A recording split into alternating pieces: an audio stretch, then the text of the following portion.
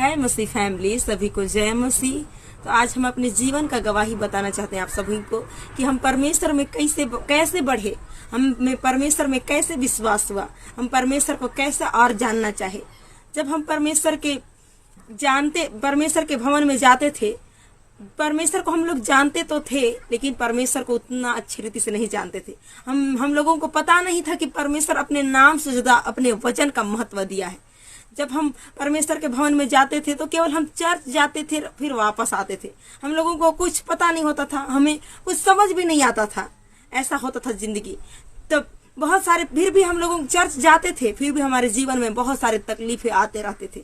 ऐसा परेशानी आती थी कि हमें हर महीने, हर साल 1 लाख, 1.5 लाख, 50,000, 30,000 ऐसे पैसा लगता था हॉस्पिटल में। केवल ऐसा विपत्ति आती थी, लेकिन वो जगह में हमें कोई मनुष्य साथ देने वाला नहीं होता था, कोई मनुष्य हमें ढाढ़स देने वाला नहीं होता था। हम चर्च तो जाते थे, लेकिन कोई ऐसा नहीं होता था, कोई मनुष्य ऐसा नहीं है। आज की दुनिया में परमेश्वर के जानने वाले भी लोग, बहुत से ऐसे लोग होते हैं, उनके अंदर बहुत ज्यादा घमंड रहता है।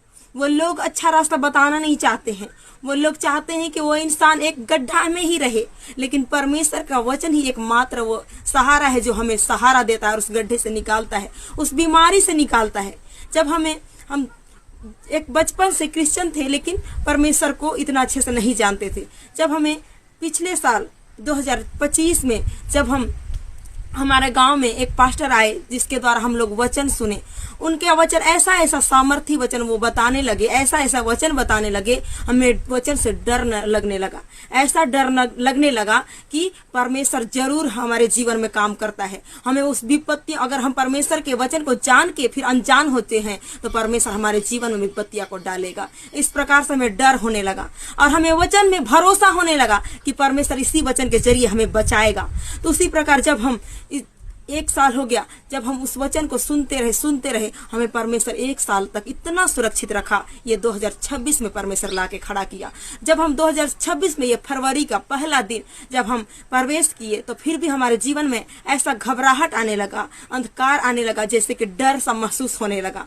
लेकिन परमेश्वर का वचन जो है ना, वो कभी उस साथ नहीं छोड़ता। वो परमेश्वर है, जीवित परमेश्वर, वो कभी नहीं छोड़ता, वो हमें नहीं छोड़ा। उस डर में वो सामर्थ बन के आया। परमेश्वर कहता है, मैं तुम्हारे डर को दूर भगा के मैं तुम्हें सामर्थ देता हूँ, कहता है परमेश्वर। उसने सामर्थ दी, हमें ढाढ़स दिया। उस रात को हम जब प्रार्थना किए, परमेश्वर हमारे जीवन में काम किया और नई सुबह को दिया।